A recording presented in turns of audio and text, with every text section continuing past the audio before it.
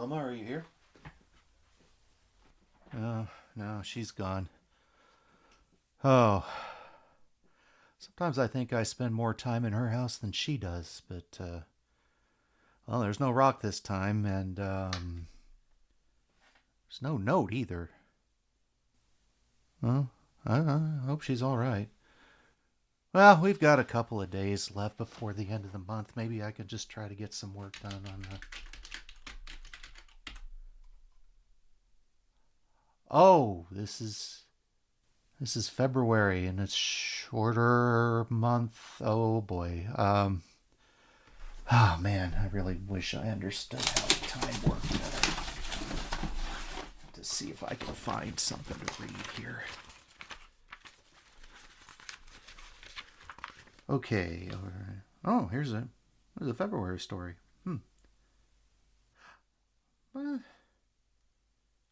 Well, I guess I'm not that much to it, but well, see what we can do.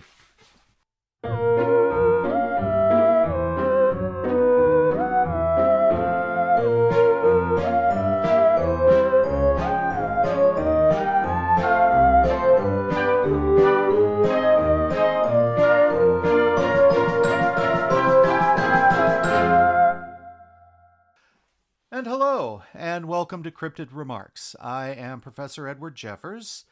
Wilma is out right now, and as often happens in February, the end of the month kind of crept up on me. I'm going to read out of one of my journals again, and I actually found a February story that was not that long ago. Let's see what we can do here. February 11th, 1963. I left the DeSoto National Forest today, heading west for New Orleans. I always enjoy visiting Louisiana. Cryptids there are abundant and a lot of fun to be around. This particular trip, I'll be visiting an old friend of mine, a banshee I met around the time New Orleans was just getting started, named Claire. Now, Claire has a beautiful voice, even for a banshee. She would really like to record, but it is hard for cryptids to do that since humans have control of most of the equipment to do such things. She wanted me to come to the area and see what I could do to help. At least I assume that's what she meant about making beautiful music together. That reminds me, I need to see if I can find some red paint before I arrive for another plan she has, which I think is a little ambitious. February 13th, 1963. I had a pleasant surprise today. I was traveling near White Kitchen, Louisiana, when I happened upon not only Claire, but a rougarou whose acquaintance I'd made recently by the name of Marcel.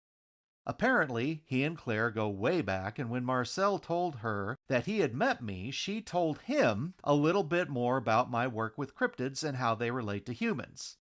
After a bit of catching up and a quick meal from the White Kitchen restaurant, they told me why they decided to try to catch me here in White Kitchen rather than wait for my arrival in New Orleans. They had a friend up in the Honey Island swamp area that they wanted me to meet.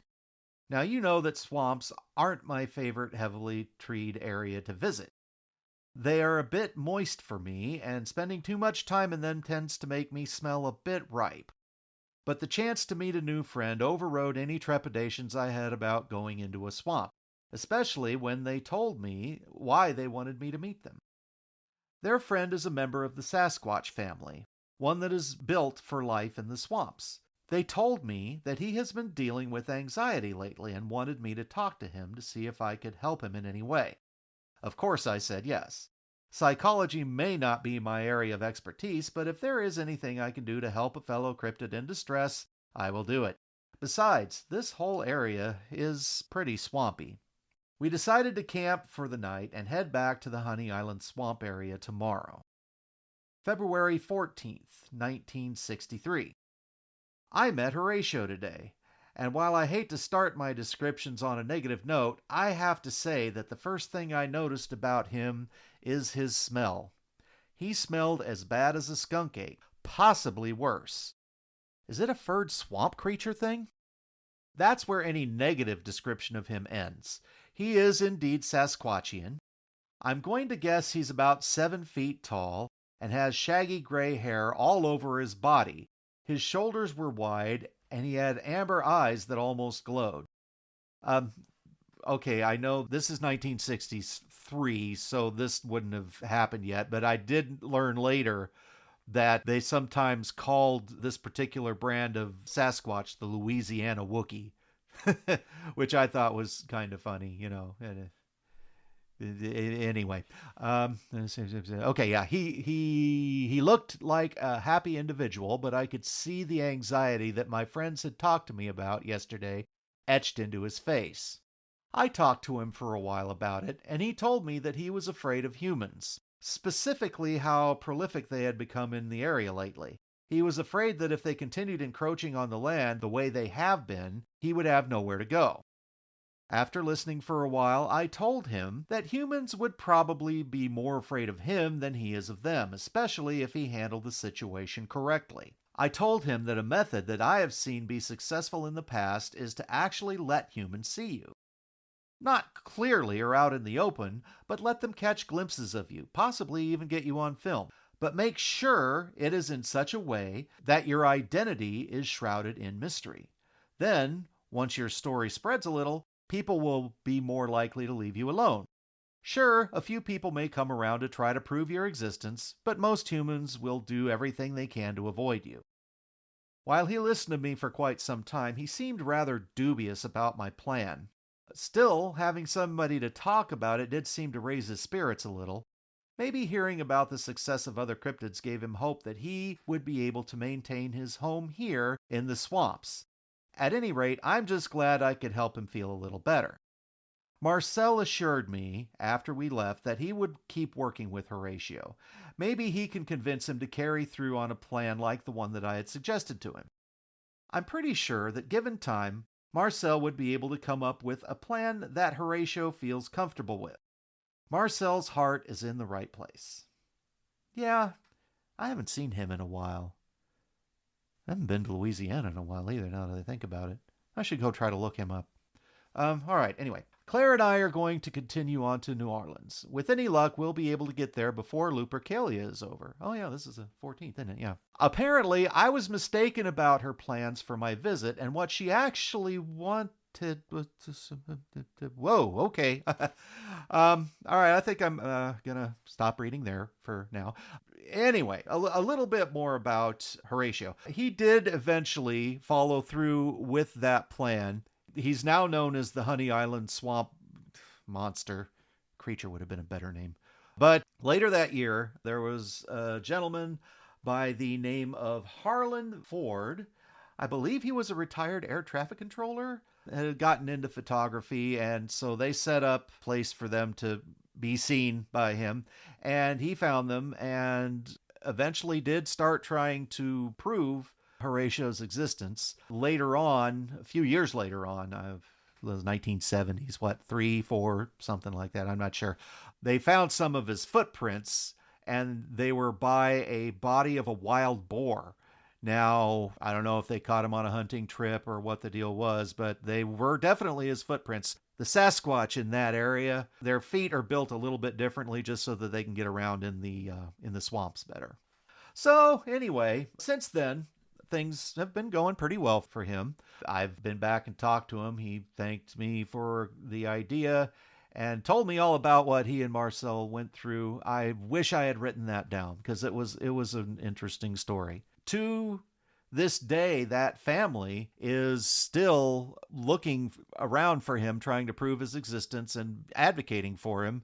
In fact, I think that, yes, his granddaughter, a woman by the name of Dana Holyfield, is still looking for him today. And wait,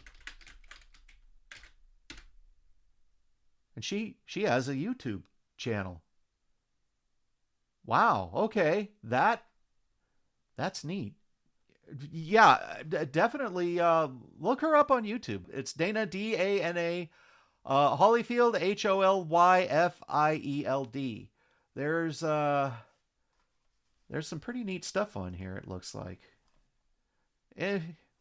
Anyway, that's about all that I'm going to try to do right now. Sorry, it's kind of short. Bite Brewmaster, I'll get to your questions in March, I swear.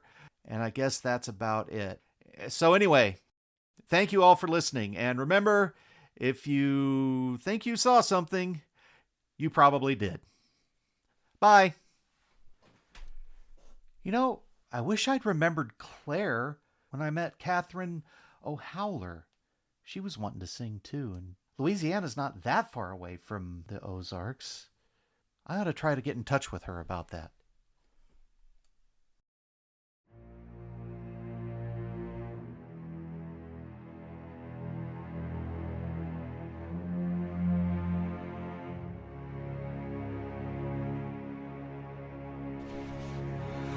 Cryptid Remarks can be found on Discord through our link at cryptidremarks.com. We can be found on YouTube at Cryptid Remarks and on Instagram at Cryptid Remarks with no space.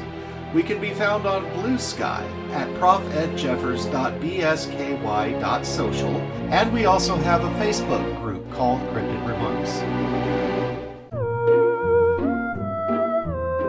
You've been listening to Cryptid Remarks. The part of Professor Edward Jeffers was played by Jeffrey Morton. The part of Wilma Chronicle was played by Kimberly Morton. All music was written by Ruben Fansler. Sound editing by Jeffrey Morton and Ruben Fansler. Our web guru is Aaron Milosic. If you have any questions you would like us to cover, contact us at cryptidremarks@gmail.com or link to our Discord through cryptidremarks.com. Thank you for listening. And don't worry, I probably don't exist either.